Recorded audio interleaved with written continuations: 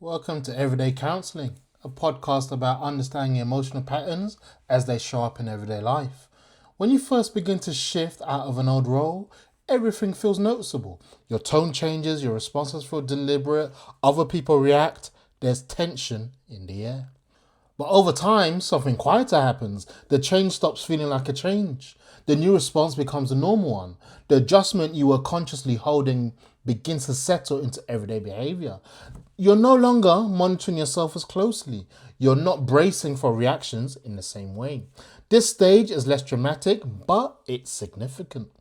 When steadiness replaces uncertainty, your presence changes. You speak without rehearsing internally. You pause without feeling exposed. You say no without replaying it afterwards.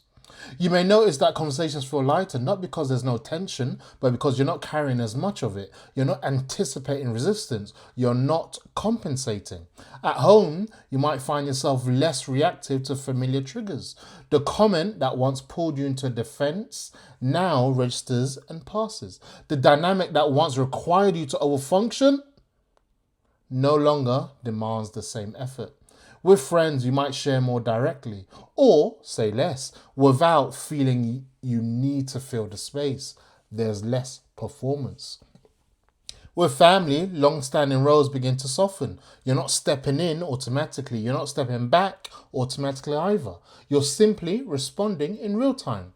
What's important here is that the steadiness doesn't feel dramatic. It feels ordinary. The ordinariness is the sign that the shift has integrated. You're no longer proving anything to yourself. You're not testing whether the change will hold. You're simply living from it. And this is where something else becomes clearer. When your internal footing is steadier, disagreement looks different. Before, conflict might have been threatening. It might have triggered old roles. You might have rushed to smooth things over or pulled away quickly. Now, with more internal stability, the same disagreement may feel less personal, less loaded. You're not reacting to the history of the dynamic as strongly. You're responding to what's actually being said. This doesn't mean conflict disappears. In fact, when people become clearer and more direct, conflict can become more visible.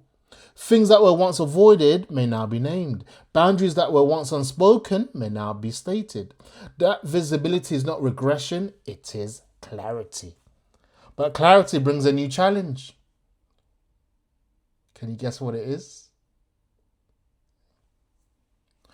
Once you're no longer reacting from old roles, the question becomes, how do disagreements unfold when two steady people see things differently?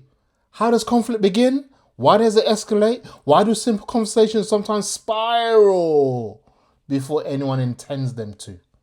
In the next episode, we'll begin exploring how conflict actually starts.